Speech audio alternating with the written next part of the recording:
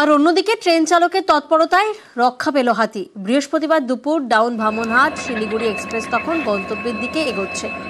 রাজা ভাতখাওয়া এবং কালচিনি স্টেশনের মাঝে রেল লাইনের পাশে একটা হাতি দেখতে পান চালক। সঙ্গে সঙ্গে এমার্জেন্সি কষে থেমে যায় ট্রেন। পরে হাতিটি সরে গেলে ফের রওনা দেয়।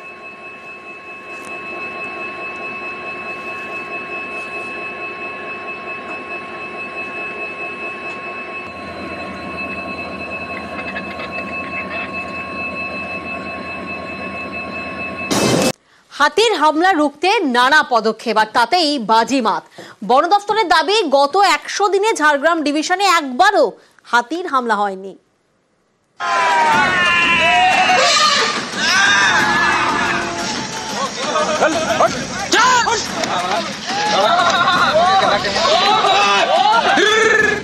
জঙ্গল থেকে লোকালয়ে ঢুকে হাতির তাণ্ডব। ডুয়ার্স হোক বা ঝাড়গ্রাম, সব জায়গায় জঙ্গল লাগোয়া এলাকার চেনা ছবি।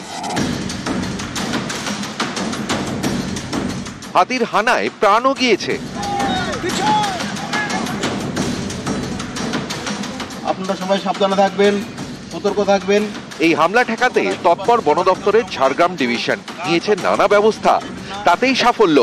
এখন এখানে রয়েছে 20টি হাতি। বন দপ্তরের দাবি, গত 100 দিনে ঝাড়গ্রাম ডিভিশনে একটিও হাতি হামলা চালায়নি। মুভমেন্ট ট্র্যাক করা হচ্ছে, আর গ্রামে যাতে ঢুকে না যায় তার ব্যবস্থা করা হচ্ছে। আর ধান খেতে যদি কোনো হাতি নেমে যায় সেটা তখন তুলে দেওয়া হয় তাকে জঙ্গলে। 3টেই টিম আছে আমাদের, 24 ঘন্টা আমাদের টিম ফিল্ডে আছে। গ্রামের লোকজনকে রাস্তায় সতর্ক করে দেওয়া হচ্ছে। মোটামুটি আটকে রাখা গেছে। আপাতত আমাদের গ্রামের দিকে হাতি ঢুকে নেই, সে ব্যবস্থা করুক যাতে হাতি গ্রামের দিকে না ঢুকতে পারে। হাতির হামলা ঠেকাতে প্রথমে বৈঠক, তৈরি হয় 3টে টিম। প্রতিটি টিমে ফুলাপাটি, ট্র্যাকার এবং বিট অফিসার রাখা হয়। 3টে শিফটে শুরু হয় ডিউটি। হাতি দেখলেই শুরু হয় মাইকিং। কোনো হাতি গ্রামে ঢুকে গেলেও তাকে তাড়িয়ে দেওয়া হয়। বন দপ্তরের দাবি, ভোরের দিকে হাতির মুভমেন্ট বেশি হয়, তখনই হাতির সামনে পড়ে অনেকের প্রাণ যায়। এই সময় বেশি সতর্ক থাকে হুলাপাটি। তাদের কাজে নজরদারি চালান রেঞ্জার এবং এডিএফওরা। দিনে এবং রাতে সারপ্রাইজ ভিজিট করেন ডিএফও। এসব পদক্ষেপেই হাতির হামলা রোখা গিয়েছে বলে দাবি বন দপ্তরের। পুরোটা জায়গা ভর্তি ছিল হাতি থেকে। তখন একটা পরিকল্পনা স্টার্ট হয়েছিল। আমাদের মেইন যে ট্র্যাকার টিম আছে, ও 3 শিফট কাজ করে হাতিকে ফলো করবে, এক্সাক্ট পজিশন ডিটারমিন করবে।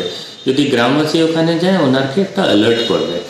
আর ওরকমই আমাদের মাইকিং চলছে। একটা মেইন টিম আছে যে সন্ধ্যার সময় থেকে রাত্রিবেলা কাজ করে। তো আমাদের এম আছে যে এখানে 0 এলিফ্যান্ট ডেথ, 0 হিউম্যান ডেথ হয়। ঝাড়গ্রাম থেকে রাজু সিং, নিউজ 18 বাংলা।